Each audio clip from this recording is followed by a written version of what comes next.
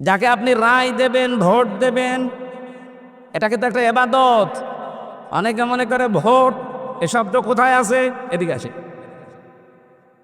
তাফসিরে মারেফুল কোরআনে আল্লামা শফি রহমতুল্লাহ আলাইহি উনি সূরা নিসার 58 নম্বর আয়াতের ব্যাখ্যা করতে গিয়ে আমানাত এই বহু বচন শব্দের ব্যাখ্যায় তিনি আমানত মানে ভয়কাট্য ভোট লিখেছেন। কারণ এটা একটা রায় দিচ্ছেন, আপনি সমর্থন জানাচ্ছেন, সহযোগিতা করছেন। মাইয়াশফা শাফাআতান হাসানাতাই ইয়াকুল্লাহু নাসীবুম মিনহা ওয়া মাইয়াশফা শাফাআতান সাজ্জিয়াতাই ইয়াকুল্লাহু কিফলুম মিনহা ওয়া কানাল্লাহু আলা কুল্লি শাইইন মুকিতা। বলেন আল্লাহু আকবার। সূরা নিসা 5 নম্বর পারার 10 নম্বর পৃষ্ঠার 11 নম্বর লাইনের 85 নম্বর আয়াত, এটা ইবনে কাসিরে আছে। আল্লাহ পাক বলেন, যদি কেউ এই পৃথিবীতে ভালো কাজের সহযোগিতা করে, সাহায্য করে, রায় দেয়, সাপোর্ট করে, ভোট দেয়, ওই লোকটা ক্ষমতা পেয়ে যত ভালো কাজ করবে, আপনি শুধু একটা রায় দেওয়ার কারণে ওই সওয়াব পেতেই থাকবেন। কোন মানুষ যদি অন্যায় কাজে সাপোর্ট করে, ও অন্যায় কাজ করার দ্বারা যে গুনাহ হবে, আপনি শুধু একটা রায় দিয়েছিলেন, এই কারণে একই গুনার ভাগ হবে। এই আয়াতের ব্যাখ্যা করতে গিয়ে আমি দেখেছি মুফাসসির লিখেছেন, কিয়ামতে বহু মানুষ উঠবে, তার আমলনামায় জিনার গুনাহ লেখা থাকবে। ডাক দিয়ে বলবে, রব্বুল আলামিন, এটা ফেরেশতারা ভুল করেছে। কি হলো? আমি তো জীবনে জিনা করিনি, আমার জায়েজ স্ত্রী ছিল, সারা জীবন আমি বৈধভাবে সংসার করলাম, আর তোমার ফেরেশতারা লিখেছে আমি নাকি জিনা করেছি। একটা কথা হইল। আল্লাহ পাক বলেন, বান্দা, আমি জানি তুমি জিনা করনি। এমন লোককে রায় দিয়েছিলে যে লোকটা রায় পেয়ে সংসদে এই বিল পাস করেছিল। এরকম মানুষ এসে নেই? এমন মানুষকে রায় দিয়েছে, এই লোকটা রায় পাওয়ার পরে এমন এমন জায়গায় রাত কাটিয়েছে। আমি দেখতে পাই এই দেশে প্রায় 250টার উপরে নাইট ক্লাব চলছে শুধু ঢাকাতে। কুষ্টিয়াতেও প্রায় 14টার উপরে চলছে। এ সমস্ত জায়গায় তো শুধু আল্লাহর জিকির হয়। নিজের জায়েজ স্ত্রী বাদ দিয়ে যারা এখানে হাজার হাজার লক্ষ লক্ষ টাকা খরচ করে এগুলো চালাচ্ছেন, তাদের চরিত্র কোথায় নেমেছে বলা লাগবে না, বুঝে ফেলেছেন। আপনি যে শুধু রায় দিয়েছিলেন, ওই লোকটা যত দিন নিজে হোটেলে রাত কাটিয়েছে, যত রকমের জেনা, তার হাতের জেনা, মুখের জেনা, চোখের জেনা, লজ্জাস্থানের জেনা, যত রকমের জেনা হয়েছিল, ওগুলো সব ফ্লাক্সে লোড হয়ে বিকাশ হয়ে আপনার আমলনামায় যাচ্ছে। এখন যদি বলেন, হুজুর আমার বিকাশ নাম্বার খোলা নেই, এমনি খুলে যাবে। খোলা লাগবে, ভোটার আইডি কার্ড দিয়ে, ছবি দিয়ে, তারপরে টিপসই দিয়ে বিকাশ করবেন, লাগবে না, এমনি খুলে যাবে। শুধু রায়টা দিয়ে দেখেন। আপনাকে আমি বলছি না যে অমুকে দাঁড়িয়েছে তারে রায় দেন না, আপনি দেখবেন যে 5 জন দাঁড়িয়েছে ভোটে, এর ভেতরে আল্লাহ রসুলকে মেনে চলে কোন লোকটা, আপনি তারে দিন। কারণ আপনার এই রায়টা রায় না, এটা একটা ইবাদত। এটা কি?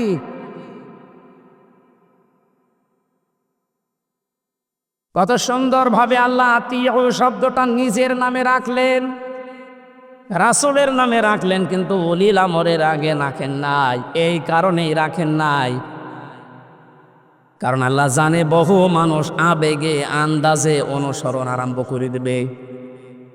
কোরআনে কারিম জানাচ্ছে, ইত্তাবিউ মা উনসিলা ইলাইকুম মির রাব্বিকুম ওয়া লা তাত্তাবিউ মিন দুনিহি আউলিয়া কলিলাম মা তাযাক্কারুন।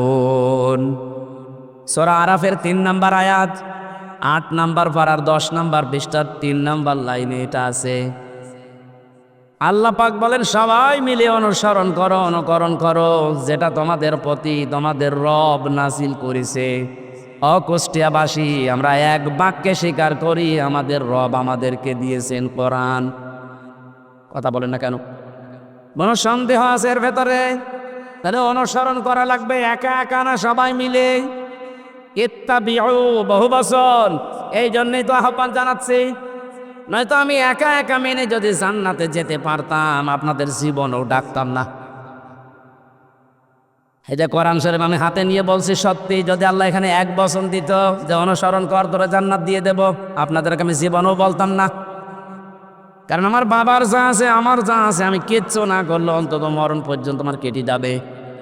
তা আমি একা তো জান্নাতে যেতে পারছি না, আপনাকে আমার বাঁচানো লাগবে। কুল হাদিহি সাবিলি আদউ ইলাল্লাহ আলা বাসীরাতিন আনা ওয়া মানিত্তাবা'আনি ইলা আখিরি আয়া। সূরা ইউসুফের 108 নম্বর আয়াতে আছে, আল্লাহ পাক বলেন, নবী আপনি বলেন এইটাই আমার পথ, এটাই আমার।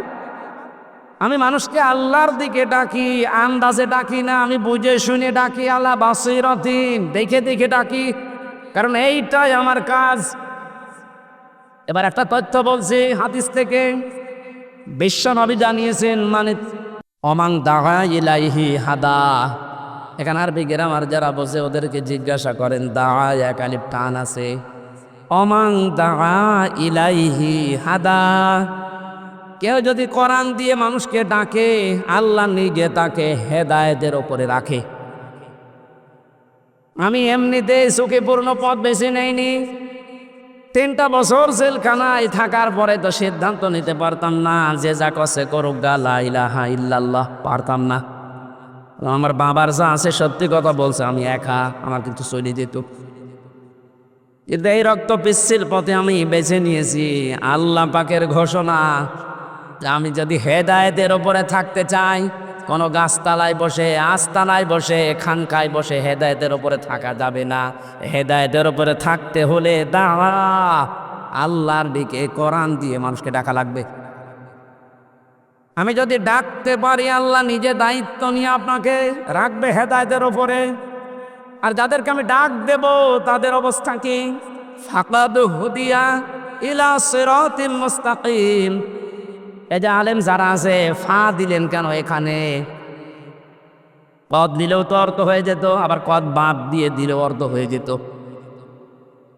ফা শব্দটা প্রায় 19টা অর্থে ব্যবহার হয় বালাগাত মান থেকে। এটা তার ক্লাস চলছে না মাদ্রাসার, যে আমি একেবারে ভেঙে ভেঙে বলবো। এতটুকু বলতে পারছি, আল্লাহ এত বড় কঠিন শব্দ নবীজিকে দিয়ে বলিয়েছেন, ফাকাদ হুদিয়া ইলা সিরাতিল মুস্তাকিম। কোরআনের ডাকে যদি সত্যিই কেউ বুঝে শুনে ছাড়া দিয়ে দেয়, আল্লাহ নিজে তাকে সিরাতে মুস্তাকিম নসিব করে দেয়। আমি আজকে ডাক দেব, আমি থাকতে চাই হেদায়েতের উপরে, আর আমি আন্দাজে ডাকি না, আমি বুঝে শুনে ডাকি। আর আপনারা সাড়া দেবেন, আপনাদেরকে আল্লাহ জান্নাতের পথ দেখিয়ে দেবে। জান্নাতের পথ দেখানোর দায়িত্ব হানসার কার? বলেন বলেন। আল্লাহ যদি এতটুকু শেষ করে দিতেন, আলা বাসীরাতিন, না আনা ওয়া মানিত্তাবা'আনি, এটা আমার কাজ, এবং আমাকে যারা অনুসরণ করে, আমার উম্মত বলে যারা দাবি করে, কিয়ামত পর্যন্ত তাদেরও আমি আল্লাহর দিকে মানুষকে ডাকা লাগবে। এই জন্য শব্দটার দিকে খেয়াল করে আমি ডাকতেছি, ইত্তাবিউ, আমরা সবাই অনুসরণ করতে চাই। কোনো বাবার অনুসরণ না, কোনো পীর সাহেবের অনুসরণ না, কোনো দাদার অনুসরণ না। আমি অনুসরণ করব সবাই মিলে কোরআনের। আরো জোরে। আল্লাহ এতটুকু শেষ করলেন না, আরেকটু বাড়িয়েছেন, ওয়ালা তাত্তাবিউ, হেই, অনুসরণ করা যাবে না। মিন দুনিহি আউলিয়া, অলির বহু বচন আউলিয়া। এ দুনিয়ায় কোনো অলি আল্লাহর অনুসরণ করার দরকার নেই। এ শব্দটা শোনার পরে মনে হচ্ছে আল্লাহ তার অলিদের বিরুদ্ধে। না মানে বাংলা অর্থ করেন তো, ঠিক করে। ওয়ালা তাত্তাবিউ মিন দুনিহি আউলিয়া, কোনো অলির অনুসরণ দরকার নেই। আল্লাহ একজন অলিকেও বাদ দেয়নি, সব শেষ। বাংলা অর্থ করলে মনে হচ্ছে আল্লাহ তার অলিদের বিরুদ্ধে। না, ব্যাখ্যায় গিয়ে দেখলাম আল্লাহ এই জন্যে নিষেধ করেছেন, কারণ আল্লাহ ভালোভাবে জানেন পৃথিবীতে বহু মানুষ এমন আসবে ওরা আল্লাহর চাইতে ওদের আব্বাকে বড় মনে করবে, যেটা শুরু হয়েছিল। 15 বছরে একজন আব্বার জিকির আমরা যত করেছি, আমার তো যতটুকু জ্ঞান বুদ্ধি, আমার মনে হয় যদি আমরা আল্লাহর জিকির ওই মনে মনে করতাম আমরা আল্লাহর ওলি হয়ে যেতাম। আল্লাহ তাহলে অলিদের বিরুদ্ধে না, আল্লাহ বলতে চেয়েছিলেন এইটা যে অনেকে আবেগে আল্লাহরে বাদ দিয়ে আব্বাকে উপরে তুলে ফেলবে। বুঝলেন, আল্লাহ সব বাদ দিয়েছেন, সব বাদ দে কলিলাম্মা তাযাক্কারুন। আল্লাহ আফসোস করছেন না, আমার এই কথাগুলো শোনার পরে বিশ্বাস করা দূরের কথা, অধিকাংশ মানুষই মুখ ফিরিয়ে চলে যাবে। আপনারা চলে যাবেন? যাবেন? আল্লাহরে আফসোস থাকতে দেবেন? দল মত নির্বিশেষে আজকে থেকে আমার এই সিদ্ধান্ত নিয়ে যাওয়া লাগবে। আমি যেহেতু রায় দেব সামনে, এটা একটা এবাদত, নামাজের মতো একটা এবাদত। নামাজ পড়লে সাওয়াবের উদ্দেশ্যে, রায় দেব আমি সাওয়াবের উদ্দেশ্যে। আমার আমল নামায় যেন হজের সাওয়াব লেখা হয়, হজ না করেও। আব্দুল গফুর সাহেব যদি দায়িত্ব পায়, ওখানে যে যদি হজের পক্ষে কথা বলে, যেমন এখন ডক্টর আফম খালিদ সাহেব বলছে না 7.5 লাখ 8 লাখ 9 লাখ টাকা লাগতো হজ করতে, উনি দায়িত্ব নিয়েই বলছে সিন্ডিকেট ভেঙে দেওয়া লাগবে। কোন কারণে এত টাকা লাগবে একটা ফরজ হজ করতে? 3.5 লাখ থেকে 4 লাখ টাকা হলে খুব ভালোভাবে হজ করা যায়। আমার পাশের রাষ্ট্র থেকে যাচ্ছে, আর আমরা এখান থেকে 8.5 লাখ 9 লাখ টাকা লাগবে কেন? এ সিন্ডিকেট ভাঙা লাগবে। তো এইরকম খালিদের মতো মানুষ যদি এদেশে 151 জন তৈরি হয়ে যায়, আর এই রায়টা যদি পাশ হয়ে যায়, কিয়ামত পর্যন্ত যত মানুষ এদেশে আসবে আমল নামায় দেখবেন এমনিতেই হজের সওয়াব লিখা হয়ে গেছে। হজ না করে আপনি হাজি, কিয়ামতে আল্লাহ আপনাকে হাজি বলে ডাকবে, বলবেন আল্লাহ আমি তো হজ করিনি। আল্লাহ জবাব দেবেন বান্দা আমি জানি তুমি হজ করনি, এমন জায়গায় তুমি রায়টা দিয়েছিলে, তোমার রায় পেয়ে লোকটা চেয়ারে বসেছিল। শুধু চেয়ারে বসে নাই, ওখান থেকে আমার একটা ফরজ বিধান হজের পক্ষে কথা বলেছিল। আল্লাহ কিন্তু ফেরেশতা দিয়েও এটা পারে না? পারে না।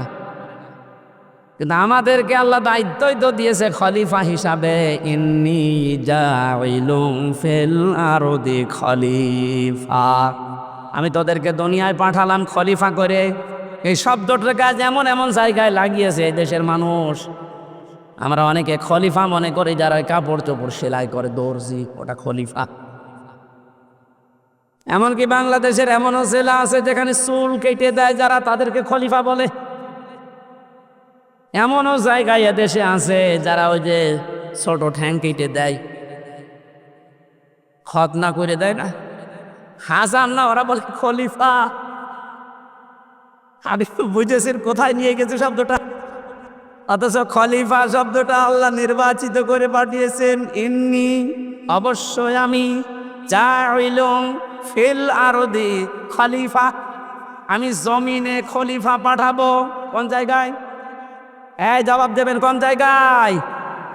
আল্লাহকে এখানে বলেছেন ইন্নী জাইলুম ফিল খানকা খলিফা। এখন তো খানকায় গেলেই মানুষ খলিফা হয়ে যাচ্ছে। কিসের খলিফা আপনি?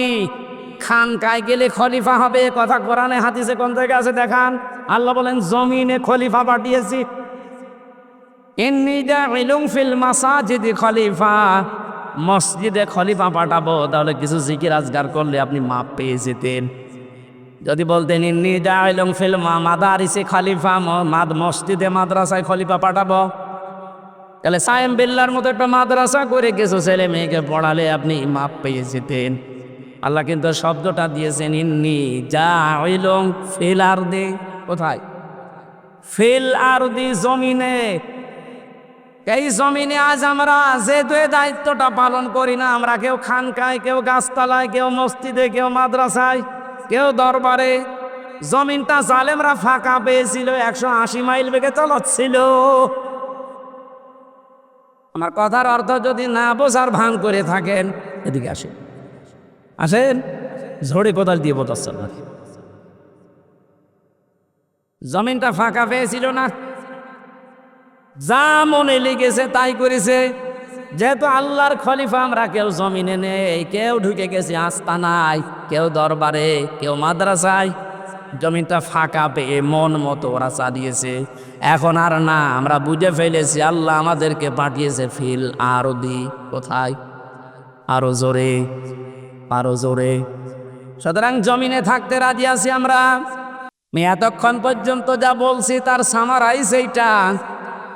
এমন মানুষকে আমরা রায় দেব, ভোট দেব, তার পেছনে থাকবো যেই মানুষটা আল্লাহ রসুলকে মেনে চলে। সে জামাত ইসলাম হওয়া লাগবে, চরমনায় হওয়া লাগবে, শর্ত না। দেখবেন এই লোকটা আল্লাহ রসুলকে মেনে চলে কিনা। আর যার চেহারা দেখলে আল্লাহর আগেই রাগ হয়ে যাবে কি, কারণ আপনাকে তো আল্লাহ বিচারের জন্য ডাকবেন, একা একা না, ডাকবেন কয়জন করে? নেতা সাহাব, নেতা আগে কর্মী পরে। এমন নেতার পেছনে থাকেন যারা দেখলে মানুষ লাথি দিচ্ছে, আল্লাহ লাথি দেবে। কথা বলে না কেন? আপনার বিবেকে কি বলে বলেন? এখন আমি অন্য জেলার কথা বাদ দিলাম, এই জেলায় যারা দায়িত্বে ছিল এদেরকে যদি আপনি সামনে রাখেন, পেছনে আপনি। ওর যে চেহারা, চরিত্রের কথা তো বাদই দিলাম, ওর যে চেহারা, সিরাত সরাত নবীজির কোনটা আছে ওর ভেতরে, সামনে দিয়ে আপনি পেছনে। কি মনে হচ্ছে আপনার কাছে? আল্লাহ ওর দিকে তাকালে আপনার পর্যন্ত যাবে? ওর দিকে তাকিয়েই তো আল্লাহ বুঝবে যে এর সরাত সিরাতের ভেতরে বাইরে তো সবই আল্লাহর জানা। তখন বলবে ওর পেছনে যেটা আছে আরো 2 নাম্বার। কথা বলে না কেন? দেখলে ও নিজেই বলছে ঠিক, যে যার পেছনে আছি ওরে যদি সামনে রাখি আল্লাহ মাফ করবে না, ওর ধরা খাবে না। আপনি তো ধরা খেয়ে বসে আছেন, এখনো বলছে ঠিক। জীবনে যত প্রেম আছে কলিজায়,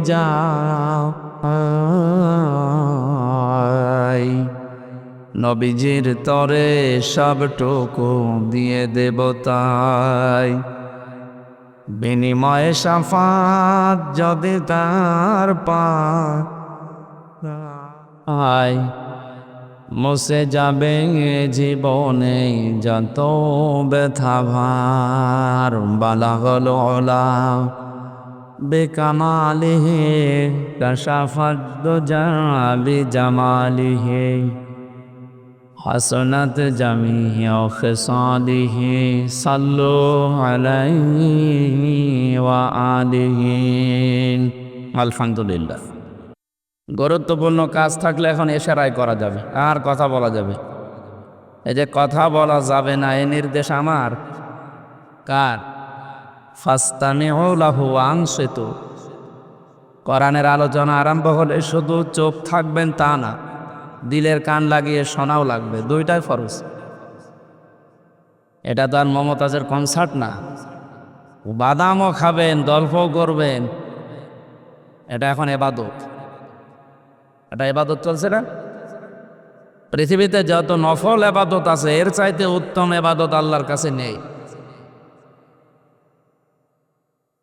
ইমাম মালিক রহমতুল্লাহ আলাইহি আল্লাহর কাছে 100 বার তিনি প্রশ্ন করেছিলেন স্বপ্নে, যে আল্লাহ তোমার কাছে সবচাইতে ভালো কাজ, পছন্দনীয় কাজ কোনটা?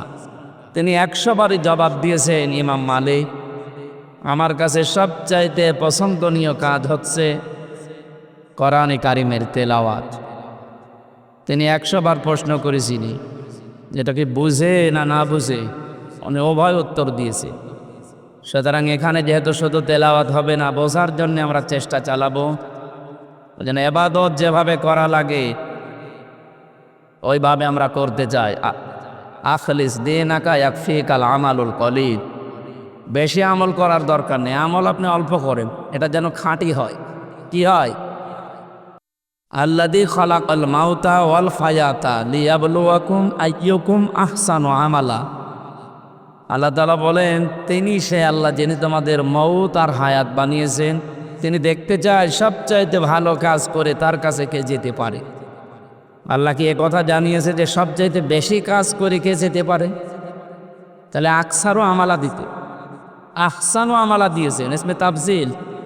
কাজটা যেন ভালো হয়। আপনি যে কাজই করেন কাজটা যেন কি হয়? ভালো হয়। আজকে পরিবেশটাও ভালোই ছিল, কিন্তু এখন তো আর এই যে আসার সময় যে অবস্থা দেখলাম, এখানে তো বসে থাকা দুষ্কর, তারপরেও কষ্ট স্বীকার করে যারা বসে আছে। আমরা জানি যে এবাদতে কষ্ট বেশি ও এবাদতে সওয়াব বেশি। সুতরাং আজকের এই ময়দানে কোরআনের আলোচনা শোনা মানে দুইটা আলোচনা শুনলে যে সওয়াব পেবেন, আজকে একটাই তাই আল্লাহ দিয়ে দেবে, ডবল হবে। সিস্টেম অপর পৃষ্ঠায় আছে, পৃথিবীতে 3টা অপরাধের শাস্তিও ডবল হয়। যে এবাদতে কষ্ট বেশি ও এবাদতে যেমন সওয়াব বেশি, ডবল ডবল সওয়াব হয়। 3টা অপরাধ যদি পৃথিবীতে কেউ করে, ওই অপরাধের জন্য শাস্তিও আল্লাহ দেবেন ডবল। 1 নম্বরে যারা আল্লাহর সাথে অন্য কাউকে শরিক করে বা ডাকে, এটা বাংলাদেশ, ভারত আর পাকিস্তানে বেশি ছিল। এই 1টা ঘন্টা যদি আপনি নামাজে দাঁড়িয়ে থাকতেন, যা সওয়াব পেতেন এরকম সওয়াব পাবে। আমি তো এটা মনে হয় বানিয়ে বললাম নাকি? বিশ্বনবী জানিয়েছেন, কেউ যদি 1টা ঘন্টা কোরআন কারীম বোঝার জন্য চেষ্টা চালায়, ও যদি নাও বোঝে, যদি চেষ্টা চালায় বোঝার, তাও 500 রাকাত নফল নামাজে সওয়াব হয়। তাও যেমন তেমন নামাজ না, আমরা যা নামাজ পড়ি সবই তো কবুল হয়ে যায়। এখানে অনেক নামাজে আছে 13টা ফরজ, ও তাও জানে না, আন্দাজে নামাজ পড়ে। অথচ 1টা ফরজ বাদ হয়ে গেলে নামাজ আর নামাজ থাকে। তো নবীজির কথা কি ছিল? 500 রাকাত নফল নামাজ যেটা কবুল হয়ে গেছে, ওই রকম সওয়াব পাওয়া যাবে। আর জীবনে যদি 1টা সেজদা কারো কবুল হয়, আল্লাহ তাকে জান্নাত দেবে। সেজদার মতো আবার সেজদা হওয়া লাগবে। এই জন্য খুব খেয়াল করে শুনবেন ভাই। সে আবু সাইদের মতো বুকের ভেতরে বইছে ঝড়, বুক পেতেছি গুলিকর, বহু জ্বালা যন্ত্রণা নিয়ে এখানে বসে আছি আজ। যে সমস্ত মানুষ যন্ত্রণা দিয়েছিল, আল্লাহ তাদেরকে এখন যন্ত্রণায় ফেলে দিয়েছে। জালেমদের জন্য দোয়া করি না, কারণ জালেমদের জন্য দোয়া করা নিষেধ। আল্লাহু লা ইয়াহদিল কওমাজ জালিমিন, আল্লাহ জালেমদেরকে পথ দেখাচ্ছেন না, দেখাবেনও না। ইয়াহদি এটা মজারে, বর্তমান ভবিষ্যৎ, প্রেজেন্ট ফিউচার, 2টা কাল দিয়ে শব্দ বানানো। এ শব্দ তো আমি বানিয়েছি। বলেন, এ শব্দ বানিয়েছে কে? আল্লাহু লা ইয়াহদিল কওমাজ জালিমিন। আল্লাহ বলেন, আমি জালেমদেরকে পথ দেখাচ্ছি না, হেদায়েত দিচ্ছি না, দেবও না। এখন যদি আল্লাহ হেদায়েত দেয় জালেমদেরকে, এ কথা ঠিক থাকবে? বলেন। এই জন্য আল্লাহ দেবে না। ওনার কথা তো আবার ঠিক থাকা লাগবে। অনেকে আমাদের এই চাচা এরশাদের মতো, যে সকালে এক কথা বলেছে, বিকাল বলছে না আমি বলিনি, এরকম নাকি? আতাম্মাত কালিমাতু রাব্বিকা সিদকা ওয়া আদলা লা মুবাদদিলা লিকালিমাতিহি ওয়া হুয়াস সামিউল আলিম। আল্লাহ পাক জানিয়েছেন, হে নবী, আপনাকে যে কালাম আমি দিলাম, পুরা কোরআনের সব কথাগুলো সত্য কথা এবং ইনসাফ দিয়ে পরিপূর্ণ। 3 নম্বরে, কোরআনে যত কথা আমি দিয়েছি কিয়ামত পর্যন্ত এর কোনো রদ বদল নেই। সুবহানাল্লাহ বলতে পারেন নাই? উনি যখন বললেন যে আমি হেদায়েত দিচ্ছি না, জালেমদের দেব না, সুতরাং এই কথার কোনো রদ বদল। এই জন্য জালেম যারা, বড় আফসোস লাগে আপনার জন্যে। আপনার দুনিয়াও শেষ, আখেরাতও শেষ। দুনিয়া তো শেষ করে ফেলেছেন, আপনার আর কিচ্ছু নেই। যারা জুলুম অত্যাচার করেছিলেন, আপনার দুনিয়া শেষ, আপনি যাই করে। আর আখেরাত শেষ কেন? কারণ আপনি আমার টার্গেট না, আপনি এখন আল্লাহর টার্গেট। ইন্নামাস সাবিলু আলাল্লাযীনা ইয়াজলিমুনান নাস, সূরা শুরার 42 নম্বর আয়াতের প্রথম অংশে আছে। আল্লাহ পাক বলেন, আমি নিজে জালেমদের বিরুদ্ধে অভিযোগ দায়ের করব, কেস করব, মামলা দেব। জালেমের বিরুদ্ধে কিয়ামতে মামলা দেবে আব্দুল গফুর সাহেব। কে? মানে ভাবতেছেন কত কঠিন কথা এটা। জালেমদের বিরুদ্ধে আজ এ দেশের কিছু মানুষ মামলা দিয়েছে, তাই ওদের অবস্থা যা দেখলাম। গত পরশুদিন আমার হাজিরা ছিল, আমার মামলা সব ঢিসমিস হয়ে গেছে আলহামদুলিল্লাহ। আমি বের হয়ে আসতেছিলাম আদালত থেকে, দেখছি আল্লাহর এক পাজি বান্দা, হাজি সেলিম না পাজি সেলিম, এর নামে হাজি লাগালে গোনা হবে। ওর যে চরিত্র এখন সব ফুটে উঠতেছে। এজলাসে দাঁড়িয়ে দেখলাম হাওমাও করে কাঁদতেছে। আর আশপাশে যারা দাঁড়িয়ে আছে, গালি তো 1 নাম্বার না, সব মানে 7 নম্বর গালি দিস।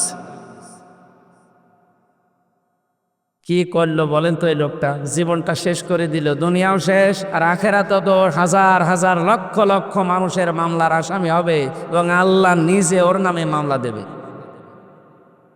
এই জন্য এই জেলাতেও যারা জুলুম করেছিলেন আমরা দেখলাম অনেকে লাথি খাচ্ছে। আপনাদের এই এলাকার মনে হয় না, একটু দূরের, যেখানে হয় হোক, লাথি খাচ্ছে যদি এখনই, তো শুধু চোখ বন্ধ করতে দেরি, ফেরেশতাদের লাথি খাবে। কারণ আলেমদের নাম যে লোক তেতুল হুজুর দিতে পারে, ওরে লাথি না অন্য জায়গায় কিছু দেওয়া দরকার। এত বড় শয়তানকে আল্লাহ যে এই জেলায় দিয়েছিল, আল্লাহ কি যে করেছে, আর জেলা পাইনি, ওর জন্য সারা দেশে যে আমার মুখ ছোট হয়ে যায় না, আপনি ওই জেলার লোক কি করছে। তারপরেও বলি ভাই আমার বাড়ি কুষ্টিয়া সদর থানায়, ওই থানায় না, জেলা তো একটু ঝামেলায় আছে। আল্লাহ যেন এই সমস্ত মানুষদেরকে আর আমাদের সামনে নিয়ে না আসে। এগুলো সমাজের জন্য, দেশের জন্য, জেলার জন্য ক্যান্সার। এই জন্য আমরা এবাদতে লিপ্ত হচ্ছি, এবাদত করার মতো করবো ইনশাল্লাহ। বাংলাদেশের ঐতিহ্যবাহী জেলা, আমার প্রাণ প্রিয় জেলা কুষ্টিয়া, এই নামটা শুনলে আমার অন্তর ভরে যায়। মেরপুর থানার অন্তর্গত তালবাড়িয়া হাই স্কুল ময়দানে, এটা হাই স্কুল, যুব সমাজের উদ্যোগে আয়োজিত, এলাকায় যারা ইন্তেকাল করেছে, কবরে আছে, তাহের রুহের মাগফিরাত কামনায় মাহফিলের আয়োজন। এখানে দল মত নির্বিশেষে সবাই আমরা আছি, কারণ সবার আত্মীয় স্বজনই মাটির নিচে আছে। কথা বলেন, জানে এটা নিছক রাজনৈতিক কোনো বিষয় মনে করে আপনি বা চলে যেন না, আর কপালে আগুন লাগবে। আর রাজনীতি যদি কোরআন দিয়ে আমি করি, আপনাকে শোনা লাগবে। কোরআনের বাইরে যদি আমি কিছু বলি, আপনি চলে যাবেন, কোনো অসুবিধা নেই। আগে যে ভয়টা দেখাতেন যে হুজুর রাজনীতি করবেন না, এখন এসে বলেন তো দেখি, আসেন। কয়েকদিন আগে বাংলাদেশের গোয়েন্দা বিভাগের যিনি প্রধান ডিজিএফআই এর প্রধান আমাকে মোবাইলে জানিয়েছেন, হুজুর সারা দেশে কোরআনের কথা বলবেন, কোনো অনুমতি লাগবে না। প্রধান উপদেষ্টা ডক্টর মোহাম্মদ ইউনূসী ঘোষণা দিয়েছে, অন্যান্য ধর্মীয় অনুষ্ঠান যেভাবে চলে, মুসলমানদের কোরআন প্রচার করতে কোনো অনুমতির প্রয়োজন নেই। যেই ফোর্সে আল্লাহ কোরআনে দিয়েছেন কথা, আপনি ওই ফোর্সে বলবেন। কিন্তু কমিটিতে যারা থাকে, কর্তৃপক্ষকে বলবেন তারা যেন মেয়েদের প্যান্ডেলটা আলাদা রাখে, পুরুষের আনাগোনা সেখানে যেন না হয়। এখানে এরকম আছে তো? ঠিক আছে, আলহামদুলিল্লাহ। তো ওনার ওই কথা তো আমরা মেনেই নিয়েছি। সুতরাং এখন আসেন, মাইক কেড়ে নেয় আলেমদের সামনে থেকে, এখন আসেন দেখি আপনার বুকের পাঠা কত। উনি আমাকে আর একটা তথ্যও দিয়েছে যে আমি বললাম, স্যার আপনি এতদিন ছিলেন কোথায়? বস আমি কয়েকদিন আগে দায়িত্ব পেয়েছি, আমি ছিলাম না, আমি এখন মুসলমান হিসাবে যা করা লাগে আমি করব। আপনারা কোরআন প্রচার করেন, কেউ যদি কোনো জেলায়, কোনো থানায়, কোনো ইউনিয়নে বাধা দেয়, শুধু তার নামটা আমারে দেবেন, ও ঠ্যাং ভেঙে ফেল। আমরা তো এটাই চাচ্ছিলাম, যে দেশে কোরআন বিরোধী কোনো মানুষ যেন মাথা ছাড়া দিয়ে উঠতে না পারে। সুতরাং এটা আমরা যারা মানুষ হারিয়েছি, কবরে আছে আমাদের মা বাবা, আত্মীয় স্বজন, একটা মানুষ যখন কবরে থাকে সে যেন সাগরে থাকে। এটা খড়কোটা পেলে যেভাবে মানুষ আঁকড়িয়ে ধরে, আমরা এখান থেকে আজকে মোনাজাত করলে, কোরআনে কারিম তেলাওয়াত করে পাঠালে, আল্লাহ পাক নবী জানিয়েছেন, সে যেন মনে হয় যে একটা কিছু পেয়েছে। কত অসহায় অবস্থায় আছে, আপনাকে 2-3 তালা 5 তালা বাড়ি করে দিয়ে আপনি জানেন, আর আপনি একটু সময় তার জন্য বের করতে পারছেন না। সুতরাং দলমত নির্বিশেষে যারা এসেছি, মহাবিশ্বয় আমাদের মালিকের মুখের পবিত্র বাণী কোরআনে কারিম তাফসীরুল কোরআন মাহফিলের স্বনামধন্য সভাপতি, এই ছেলে কথা বলা যাবে না ভাই, সাবেক উপজেলা চেয়ারম্যান মিরপুর কুষ্টিয়া, বিশিষ্ট ইসলামী চিন্তাবিদ, রাজনীতিবিদ, আমাদের অভিভাবক, বাংলাদেশ জামায়াতে ইসলামী কুষ্টিয়া জেলা শাখার নায়েবে আমির আলহাজ মোহাম্মদ আব্দুল গফুর। নাম দেখেছেন, আল্লাহর যে নাম আছে 5,000, তার ভেতরে একটা গফুর। এই নামের কারণে আল্লাহ লক্ষ লক্ষ কোটি বান্দাকে মাফ করে দেবে। গফুরের আগে আব্দুল লাগিয়েছে, গফুরের বান্দা। এই জন্যে যাদের নাম আল্লাহর নামের সাথে মিল করে রাখা, তাদেরকে এই গফুর বলে ডাকা যাবে না, আব্দুল গফুর বলা লাগবে, আব্দুল মান্নান বলা লাগবে, আব্দুল হান্নান বলা লাগবে। কথা বুঝতেছেন? অনেক সম্মানিত নাম, আল্লাহর নাম। মহান আল্লাহ তার এই গোলামকে তার বান্দা হিসাবে যেন তৈরি করে নেন, তার জীবনের ভালো কাজগুলো কবুল করেন। মানুষ হিসাবে যদি কিছু অন্যায় থাকে, আল্লাহ এই গফুর নামের খাতিরে মাফ করে দেয়। সম্মানিত পরিচালক, আপনাদের এলাকার সন্তান মনে হয় নাকি? কোথায় বাড়ি? হ্যাঁ, এলফামার। ইসলামিক চিন্তাবিদ, শিক্ষাবিদ জনাব মাওলানা শাহ সাইম বিল্লাহ। আলোচনা রাখলেন মাওলানা হোসাইন আহমেদ মাহফুজ। কুষ্টিয়া ওলামা বিভাগ, বাংলাদেশ জামাতি ইসলামীর অঙ্গ সংগঠন, জেলা সেক্রেটারি মাওলানা ইয়াসির আরাফাত জিহাদি সহ আমি নাম জানি না অনেকের, এই জন্য একবারে দোয়া করছি, ওয়ারাফা'না লাকা যিকরাক। যারাই আছে তাদের ইমান এবং আমল অনুযায়ী আল্লাহ যেন মান সম্মান দুনিয়া আখিরাতে আরো বাড়িয়ে দেন।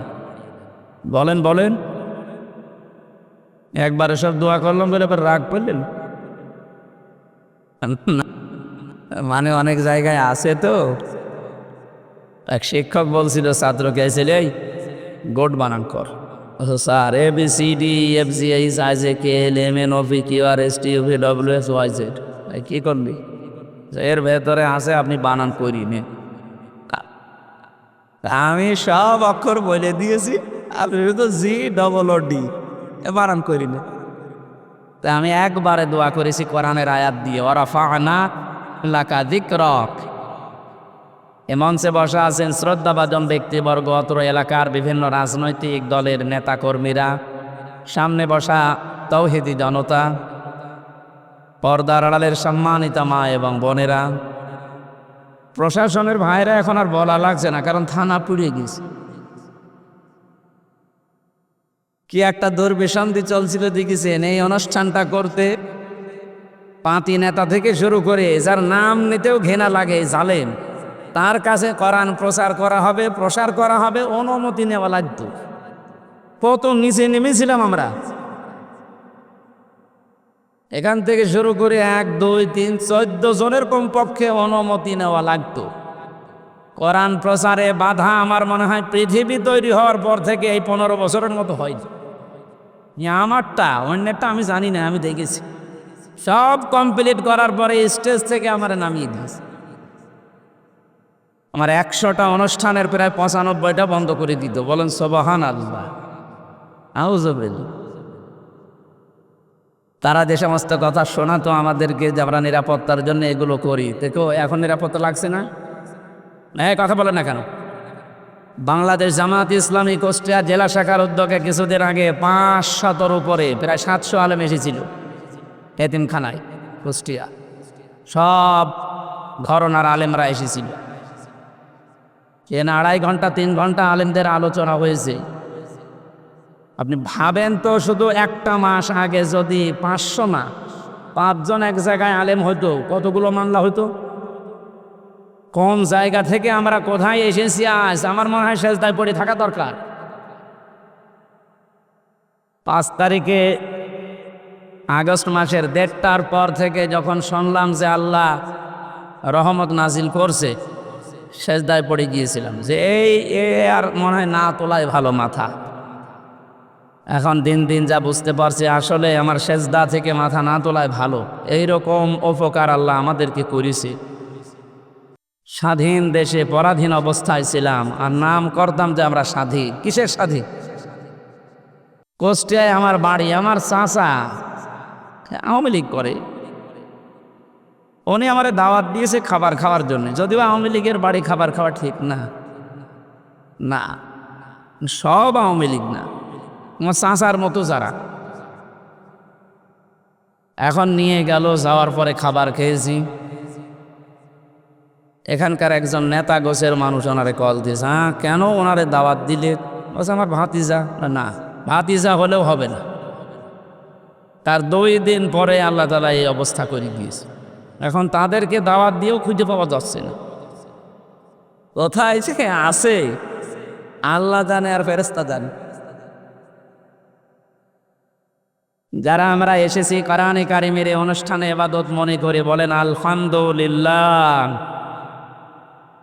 দরুদ আর সালাম পড়ছে আমাদের নবী মুহাম্মদুর রাসূলুল্লাহ সাল্লাল্লাহু আলাইহি ওয়াসাল্লামের প্রতি। আমি খুব কম সময় কথা বলবো, কারণ দিনের বেলা সিলাইদা ছিল, গলা ব্যথা করছে। ওদের মাইক এই রওশনের সাদের মতো মাইক, ও ছাতা যতই ধাক্কা দিয়ে হয় না, কারণ শেষ।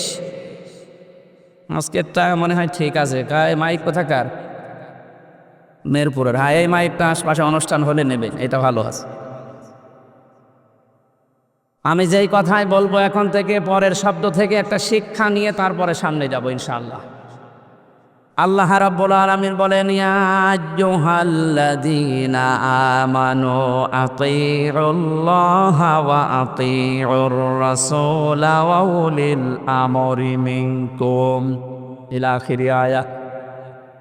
সূরা নেসা 5 নম্বর পারার 6 নম্বর পৃষ্ঠার 9 নম্বর লাইনের 59 নম্বর আয়াতের প্রথম অংশে আছে তাফসিরে ফি জিলালিল কোরআন। কত আলেম এখানে বসে আছে, আপনার যদি একটু সন্দেহ লাগে ওনাকে জিজ্ঞাসা করবেন পরে।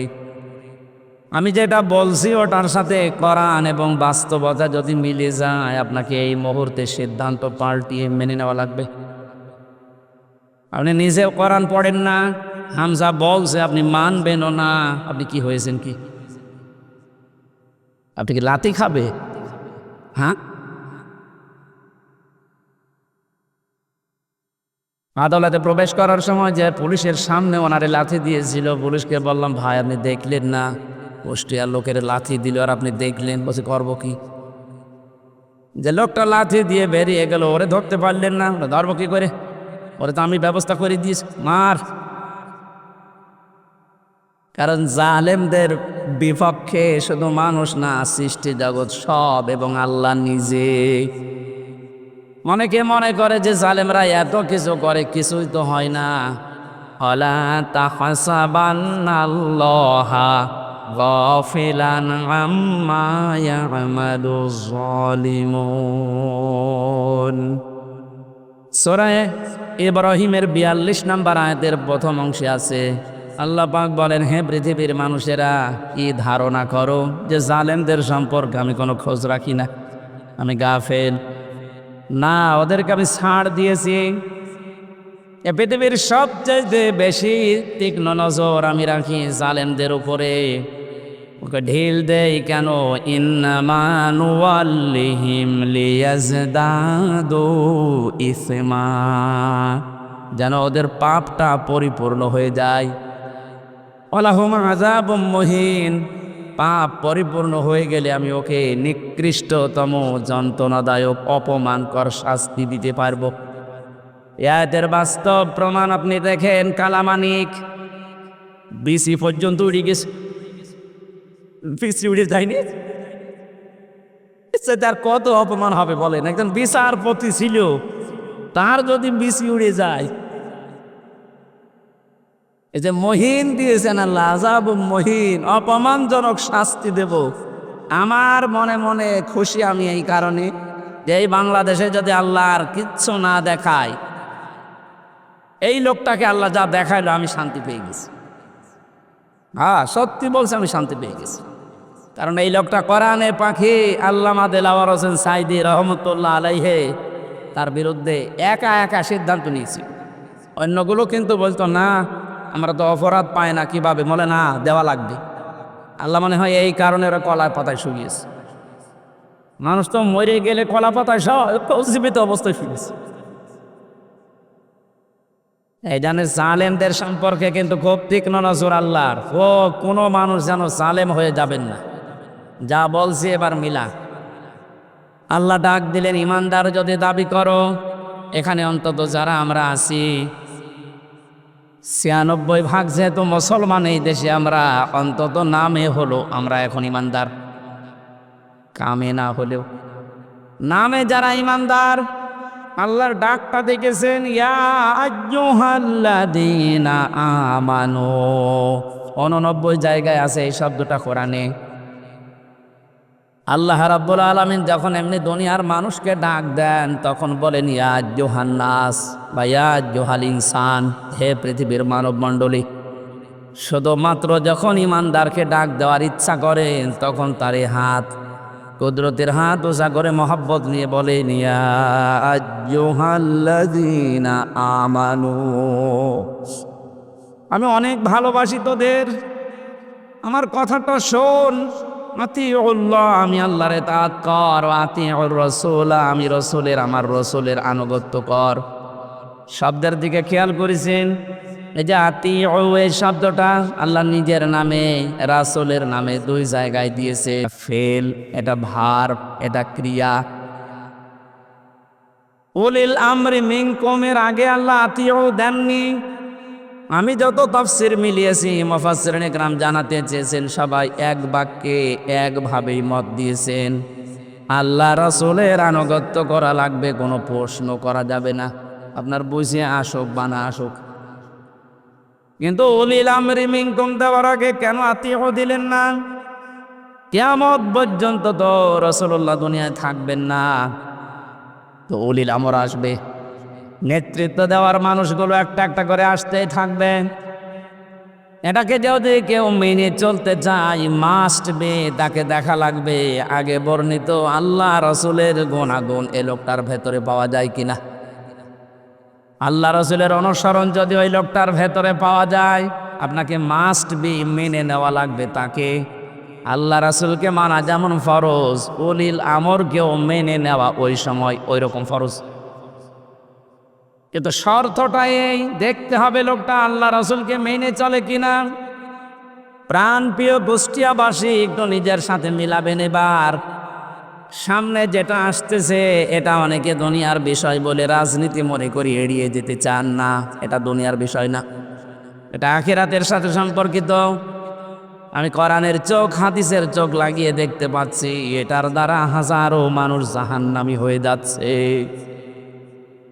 আজকে শিলাইদাতে আমি দ্বিতীয় পয়েন্টটা বলেছিলাম, কিয়ামতে আল্লাহ বিচার ব্যবস্থা যখন আরম্ভ করবেন, প্রথম ধাপ, দ্বিতীয় ধাপ।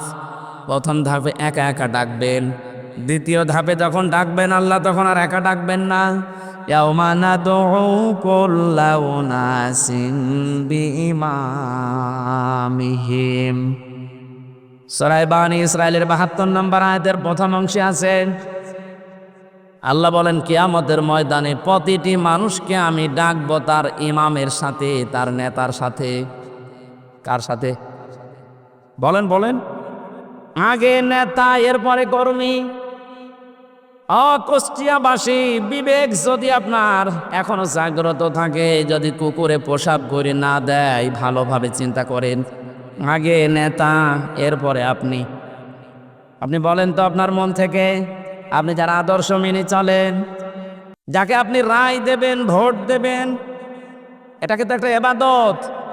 অনেকে মনে করে ভোট এ শব্দ কোথায় আছে, এদিকে আসে। তাফসিরে মারেফুল কোরআনে আল্লামা শফি রহমতুল্লাহ আলাইহি উনি সূরা নিসার 58 নম্বর আয়াতের ব্যাখ্যা করতে গিয়ে আমানাত, এই বহুবচন শব্দের ব্যাখ্যায় তিনি আমানত মানে ভয়কাট্য ভোট লিখেছেন। কারণ এটা একটা রায় দিচ্ছেন, আপনি সমর্থন জানাচ্ছেন, সহযোগিতা করছেন। মাইয়াশফা শাফাআতান হাসানাতাই ইয়াকুল্লাহু নাসীবুম মিনহা ওয়া মাইয়াশফা শাফাআতান সাজ্জিয়াতাই ইয়াকুল্লাহু কিফলুম মিনহা ওয়া কানাল্লাহু আলা কুল্লি শাইইন মুকীতা। বলেন আল্লাহু আকবার। সূরা নিসা 5 নম্বর পারার 10 নম্বর পৃষ্ঠার 11 নম্বর লাইনের 85 নম্বর আয়াত, এটা ইবনে কাসিরে আছে। আল্লাহ পাক বলেন, যদি কেউ এই পৃথিবীতে ভালো কাজের সহযোগিতা করে, সাহায্য করে, রায় দেয়, সাপোর্ট করে, ভোট দেয়, ওই লোকটা ক্ষমতা পেয়ে যত ভালো কাজ করবে, আপনি শুধু একটা রায় দেওয়ার কারণে ওই সওয়াব পেতেই থাকবেন। কোনো মানুষ যদি অন্যায় কাজে সাপোর্ট করে, অন্যায় কাজ করার দ্বারা যে গোনা হবে, আপনি শুধু একটা রায় দিয়েছিলেন, এই কারণে একই গোনার ভাগ হবে। এই আয়াতের ব্যাখ্যা করতে গিয়ে আমি দেখেছি মুফাসসির লিখেছেন, কিয়ামতে বহু মানুষ উঠবে, তারা আমলনামায় জিনার গোনা লেখা থাকবে। ডাক দিয়ে বলবে, রব্বুল আলামিন, এটা ফেরেশতারা ভুল করেছে। কি হলো? আমি তো জীবনে জিনা করিনি, আমার জায়েজ স্ত্রী ছিল, সারা জীবন আমি বৈধভাবে সংসার করলাম, আর তোমার ফেরেশতারা লিখেছে আমি নাকি জিনা করেছি। একটা কথা হইল। আল্লাহ পাক বলেন, বান্দা, আমি জানি তুমি জিনা করনি। এমন লোককে রায় দিয়েছিলে যে লোকটা রায় পেয়ে সংসদে এই বিল পাস করেছিল। এরকম মানুষ এসে নেই? এমন মানুষকে রায় দিয়েছে, এই লোকটা রায় পাওয়ার পরে এমন এমন জায়গায় রাত কাটিয়েছে। আমি দেখতে পাই এই দেশে প্রায় 250টার উপরে নাইট ক্লাব চলছে শুধু ঢাকাতে। কুষ্টিয়াতেও প্রায় 14টার উপরে চলছে। এ সমস্ত জায়গায় তো শুধু আল্লাহর জিকির হয়। নিজের জায়েজ স্ত্রী বাদ দিয়ে যারা এখানে হাজার হাজার লক্ষ লক্ষ টাকা খরচ করে এগুলো চালাচ্ছেন, তাদের চরিত্র কোথায় নেমেছে বলা লাগবে না, বুঝে ফেলেছেন। আপনি যে শুধু রায় দিয়েছিলেন, ওই লোকটা যত দিন নিজে হোটেলে রাত কাটিয়েছে, যত রকমের জেনা, তার হাতের জেনা, মুখের জেনা, চোখের জেনা, লজ্জাস্থানের জেনা, যত রকমের জেনা হয়েছিল ওগুলো সব ফিলাক্সি লোড হয়ে বিকাশ হয়ে আপনার আমলনামায় যাচ্ছে। এখন যদি বলেন, হুজুর আমার বিকাশ নাম্বার খোলা নেই, এমনি খুলে যাবে। খোলা লাগবে? ভোটার আইডি কার্ড দিয়ে, ছবি দিয়ে, তারপরে টিপসই দিয়ে বিকাশ করবেন? লাগবে না, এমনি খুলে যাবে। শুধু রায়টা দিয়ে দেখেন। আপনাকে আমি বলছি না যে অমকে দাঁড়িয়েছে তারে রায় দেন না, আপনি দেখবেন যে 5 জন দাঁড়িয়েছে ভোটে, এর ভেতরে আল্লাহ রসুলকে মেনে চলে কোন লোকটা, আপনি তারে দিন। কারণ আপনার এই রায়টা রায় না, এটা একটা ইবাদত। এটা কি?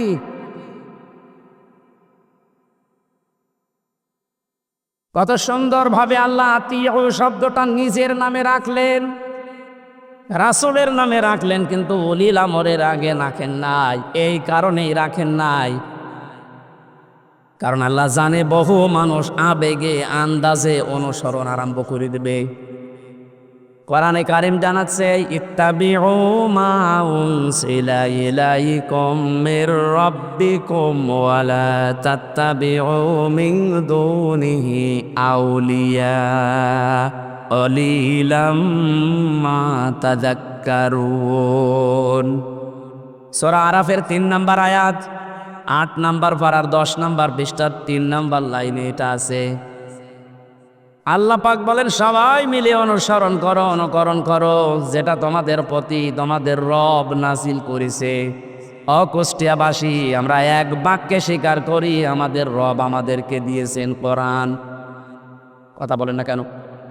কোনো সন্দেহ আছে এর ভেতরে? তাহলে অনুসরণ করা লাগবে একা একা না, সবাই মিলে।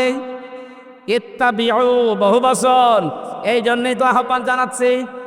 নয়তো আমি একা একা মেনে যদি জান্নাতে যেতে পারতাম, আপনাদের জীবনও ডাকতাম না।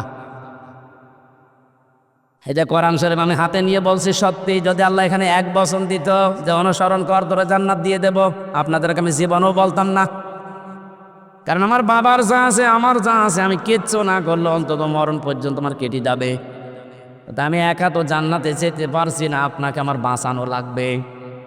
কুল হাদিহি সাবিলি আদউ ইলাল্লাহ আলা বাসীরাতিন আনা ওয়া মানিত্তাবা'আনি ইলা আখির আয়া।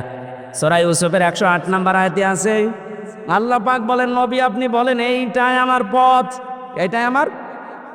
আমি মানুষকে আল্লাহর দিকে ডাকি, আন্দাজে ডাকি না, আমি বুঝে শুনে ডাকি, আলা বাসীরাতিন, দেখে দেখে ডাকি, কারণ এইটাই আমার কাজ। এবার একটা তথ্য বলছি হাদিস থেকে, বিশ্ব নবী জানিয়েছেন, মানে অমাং দাগা ইলাইহি হাদা। এখানে আরবি গ্রামার যারা বসে ওদেরকে জিজ্ঞাসা করেন, দাগা এক আলিফ টান আছে, অমাং দাগা ইলাইহি হাদা, কেউ যদি কোরআন দিয়ে মানুষকে ডাকে, আল্লাহ নিজে তাকে হেদায়েতের ওপরে রাখে। আমি এমনিতেই ঝুঁকিপূর্ণ পথ বেছে নেইনি। 3টা বছর জেলখানায় থাকার পরে তো সিদ্ধান্ত নিতে পারতাম না, যে যা করছে করুক গা, লা ইলাহা ইল্লাল্লাহ, পারতাম না। আমার বাবার যা আছে সত্যি কথা বলছে, আমি একা, আমার কিন্তু চলে যেত। কিন্তু এই রক্ত পিচ্ছিল পথে আমি বেছে নিয়েছি। আল্লাহ পাকের ঘোষণা যে আমি যদি হেদায়েতের ওপরে থাকতে চাই, কোনো গাছতলায় বসে, আস্তানায় বসে, খানকায় বসে হেদায়েতের ওপরে থাকা যাবে না।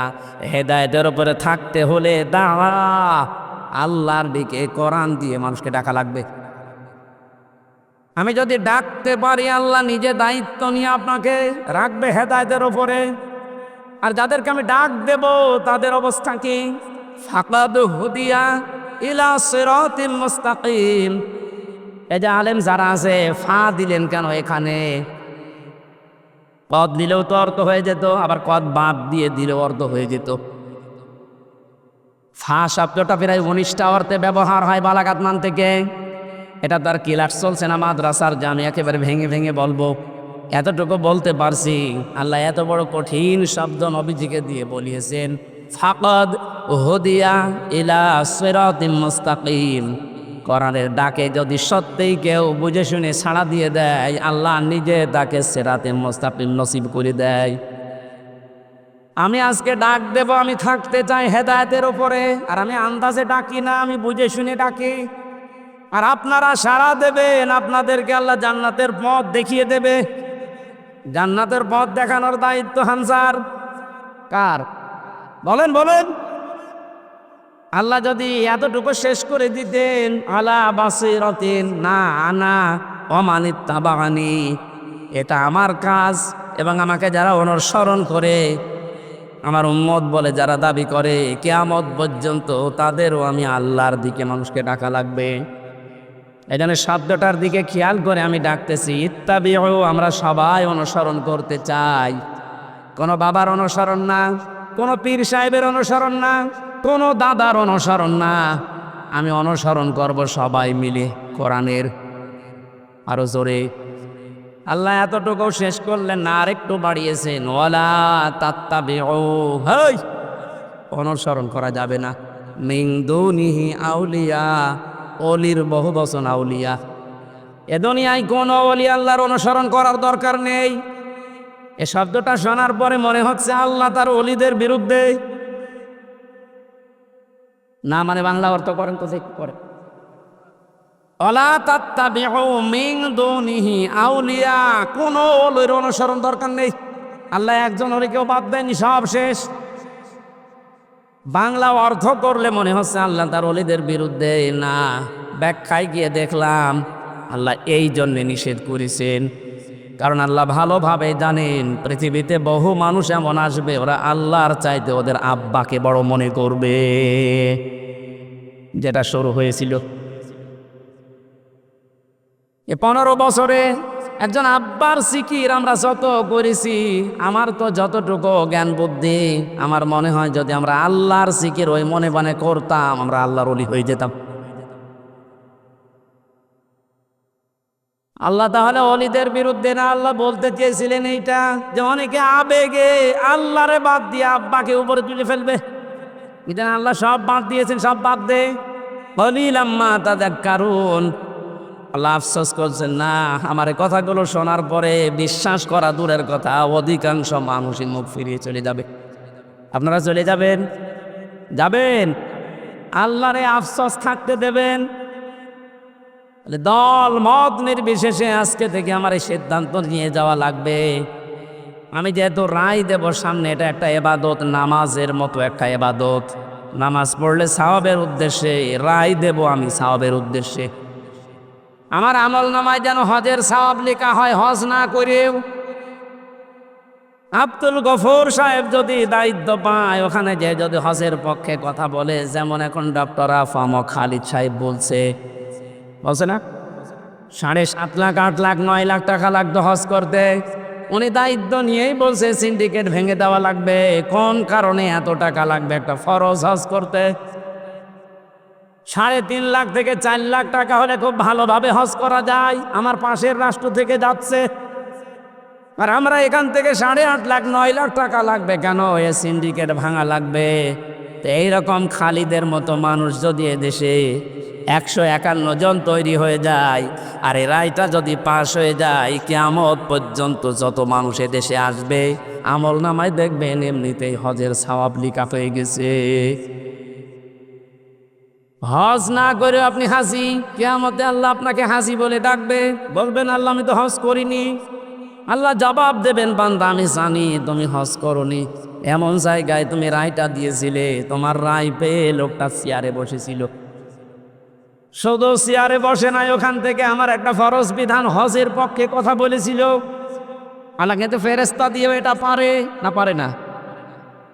কিন্তু আমাদেরকে আল্লাহ দায়িত্বই তো দিয়েছে খলিফা হিসাবে, ইন্নী জাইলুম ফিল আরদি খলিফা, আমি তোদেরকে দুনিয়ায় পাঠালাম খলিফা করে।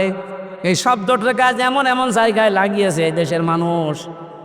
আমরা অনেকে খলিফা মনে করি যারা কাপড় চোপড় সেলাই করে, দর্জি, ওটা খলিফা। এমনকি বাংলাদেশের এমনও জেলা আছে যেখানে চুল কেটে দেয় যারা, তাদেরকে খলিফা বলে। এমনও জায়গায় এদেশে আছে যারা ওই যে ছোট ঠ্যাং কেটে দেয়, খতনা করে দেয় না, হাসান না, ওরা বলে খলিফা। আমি তো বুঝেছেন কোথায় নিয়ে গেছে শব্দটা। অথচ খলিফা শব্দটা আল্লাহ নির্বাচিত করে পাঠিয়েছেন, ইন্নী অবশ্যই আমি জাইলুম ফিল আরদি খলিফা, আমি জমিনে খলিফা পাঠাবো। কোন জায়গায়? এই জবাব দেবেন কোন জায়গায়? আল্লাহকে এখানে বলেছেন ইন্নী জাইলুম ফিল খানকা খলিফা। এখন তো খানকায় গেলেই মানুষ খলিফা হয়ে যাচ্ছে। কিসের খলিফা আপনি? খানকায় গেলে খলিফা হবে, কথা কোরআনে হাদিসে কোন জায়গায় আছে দেখান। আল্লাহ বলেন জমিনে খলিফা পাঠিয়েছি। ইন্নী জাইলুম ফিল মাসাজিদি খলিফা, মসজিদে খলিফা পাঠাবো, তাহলে কিছু জিকির আজগার করলে আপনি মাপ পেয়ে যেতেন। যদি বলতেন ইন্নী জাইলুম ফিল মাদারিসি খলিফা, মসজিদে মাদ্রাসায় খলিফা পাঠাবো, তাহলে সায়েম বিল্লার মতো একটা মাদ্রাসা করে কিছু ছেলে মেয়েকে পড়ালে আপনি মাপ পেয়ে যেতেন। আল্লাহ কিন্তু শব্দটা দিয়েছেন ইন্নী জাইলুম ফিল আরদি। কোথায়? ফিল আরদি, জমিনে। এই জমিনে আজ আমরা যে দুই দায়িত্বটা পালন করি না, আমরা কেউ খানকায়, কেউ গাছতলায়, কেউ মসজিদে, কেউ মাদ্রাসায়, কেউ দরবারে। জমিনটা জালেমরা ফাঁকা পেয়েছিল, 180 মাইল বেগে চালাচ্ছিল। আমার কথার অর্থ যদি না বোঝার ভান করে থাকেন, এদিকে আসেন, আসেন, ঝড়ে কোদাল দিয়ে বোঝাচ্ছেন না। জমিনটা ফাঁকা পেয়েছিল না, যা মনে লেগেছে তাই করেছে। যেহেতু আল্লাহর খলিফা আমরা, কেউ জমিনে নেই, কেউ ঢুকে গেছে আস্তানায়, কেউ দরবারে, কেউ মাদ্রাসায়। জমিনটা ফাঁকা পেয়ে মন মতো ওরা চালিয়েছে। এখন আর না, আমরা বুঝে ফেলেছি আল্লাহ আমাদেরকে পাঠিয়েছে ফিল আরদি। কোথায়? আরো জোরে, আরো জোরে। সুতরাং জমিনে থাকতে রাজি আছি আমরা। আমি এতক্ষণ পর্যন্ত যা বলছি তার সামারাইজ এইটা। এমন মানুষকে আমরা রায় দেব, ভোট দেব, তার পেছনে থাকবো যেই মানুষটা আল্লাহ রসুলকে মেনে চলে। সে জামাত ইসলাম হওয়া লাগবে, চরমনায় হওয়া লাগবে, শর্ত না। দেখবেন এই লোকটা আল্লাহ রসুলকে মেনে চলে কিনা। আর যার চেহারা দেখলে আল্লাহর আগেই রাগ হয়ে যাবে কি, কারণ আপনাকে তো আল্লাহ বিচারের জন্য ডাকবেন, একা একা না, ডাকবেন কয়জন করে? নেতা সাহাব, নেতা আগে কর্মী পরে। এমন নেতার পেছনে থাকেন যারা দেখলে মানুষ লাথি দিচ্ছে, আল্লাহ লাথি দেবে। কথা বলে না কেন? আপনার বিবেকে কি বলে বলেন? এখন আমি অন্য জেলার কথা বাদ দিলাম, এই জেলায় যারা দায়িত্বে ছিল এদেরকে যদি আপনি সামনে রাখেন, পেছনে আপনি। ওর যে চেহারা, চরিত্রের কথা তো বাদই দিলাম, ওর যে চেহারা, সিরাত সরাত নবীজির কোনটা আছে ওর ভেতরে, পরে সামনে দিয়ে আপনি পেছনে। কি মনে হচ্ছে আপনার কাছে? আল্লাহ ওর দিকে তাকালে আপনার পর্যন্ত যাবে। ওর দিকে তাকিয়েই তো আল্লাহ বুঝবে যে এর সরাত সিরাতের ভেতরে বাইরে তো সবই আল্লাহর জানা। তখন বলবে ওর পেছনে যেটা আছে আরো 2 নাম্বার। কথা বলে না কেন? দেখলে ও নিজেই বলছে ঠিক, যে যার পেছনে আছি ওরে যদি সামনে রাখি আল্লাহ মাফ করবে না, ওর ধরা খাবে না। আপনি তো ধরা খেয়ে বসে আছেন, এখনো বলছে ঠিক।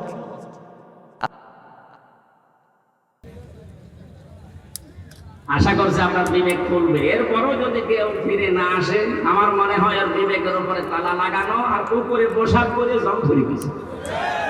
আল্লাহ আমাদের হেফাজত করুন, আমিন। আমি এত নিচু কথা বলতাম না, এই উদাহরণটা দিলাম আপনাদের জন্য, আপনার বিবেকে তালা যেন খুলে যায়। আমরা কোরআন কারীম থেকে সূরা তাওবার 119 নাম্বার একটা মাত্র আয়াত পড়েছি। আমি ব্যাখ্যা করতে পারিনি ওখানে, এই জন্য বলেছিলাম যে এখানে ব্যাখ্যাটা যতটুকু পারি করব। এই শব্দটা নিয়ে বিশেষ করে এ বাংলাদেশ, ভারত আর পাকিস্তানে আমি বহু জায়গায় গেলাম, দেখলাম ভেজাল চলছে। বিশেষ করে এই আয়াতটা নিয়ে সমস্যা বেশি। আয়াতের সমস্যা না, ব্যাখ্যা করতে গিয়ে যে যেই দিকে আছে ওই দিকে টেনে টেনে কথা বলে। আমরা ওই রকম করবো না, আমরা দেখবো আল্লাহ কি বলেছে, রাসূল কি করেছে, আয়াতের ব্যাখ্যা, সাহাবায়ে কেরাম কি ব্যাখ্যা দিয়েছি। আমি যেহেতু এগুলো পড়েছি এই জন্য আমি ডেলিভারি দিচ্ছি, শোনেন। আল্লাহ পাক জানিয়েছেন, ইয়া আইয়ুহাল্লাযীনা আমানুত্তাকুল্লাহ ওয়া কুনু মা'আস সাদিকিন। ওহে যারা ঈমানের দাবি করো, আমি আল্লাহকে ভয় করো, এই দুনিয়াতে যারা সত্যবাদী তাদের সঙ্গী সাথী হয়ে যাও, তাদের সাথে থাকো। 3টা বিষয় এই আয়াতের ভেতরে আমরা পেয়েছি। 1 নম্বরে আল্লাহর ডাক ছিল ঈমানদারকে। কাকে? প্রশ্ন আসতে পারে, আমি তো ঈমানদার আছি না। মুসলমানের ঘরে আসলেই তার ঈমানদার বলবেন হবে না, দেখতে হবে আপনার ঈমান আছে কিনা। কোরআনে কারিমে আল্লাহ যতবার ঈমানের কথা জানিয়েছেন আমি প্রত্যেকবার দেখেছি, তোমরা যারা ঈমান পেয়েছো তারা শোনো, এ কথা নেই।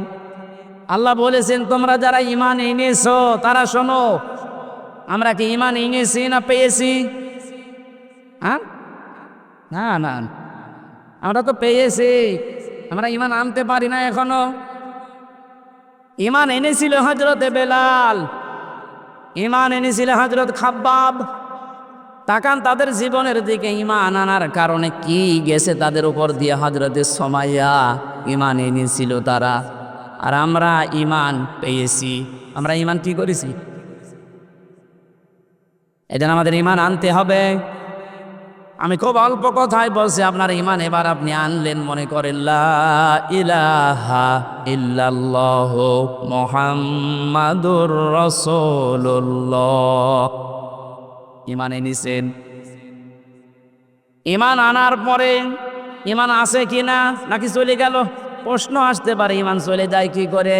হাদিস, নবীজিকে প্রশ্ন করছে এক সাহাবী, হে নবী আমার ঈমান আছে, এটা আমি টের পাবো কি করে? বিশ্বনবী বলেন, ইদা সাররাতকা হাসানাতুকা ওয়া সাআতকা সাজ্জিয়াতুকা ফাআনতা মুমিন। যখন তোমার ভালো কাজগুলো তোমাকে আনন্দ দেবে আর অন্যায় কাজ করলেই তোমার কষ্ট লাগবে, তখন বুঝবে যে তোমার ঈমান আছে। ও বাংলার মুসলমানেরা, এ দেশে ভালো কাজ সবার কাছে ভালো লাগে না। অন্যায় কাজ সবার কাছে অন্যায় লাগে, কষ্ট লাগে না, লাগে না।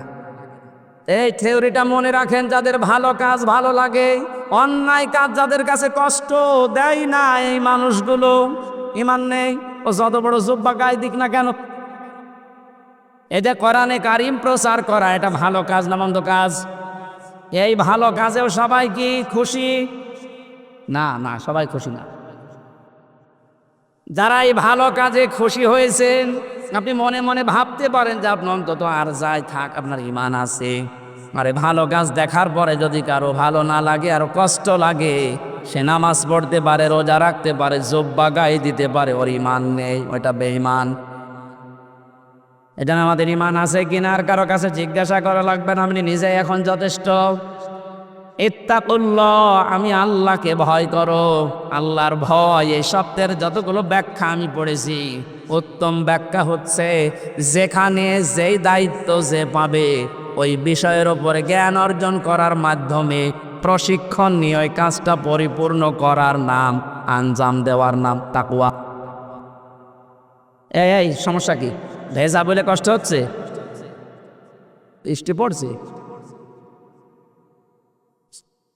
এখানে তো 9টা ব্যাখ্যা ছিল তাকওয়া শব্দে, বৃষ্টি তো সমস্যা হয়ে যাবে দেখছি।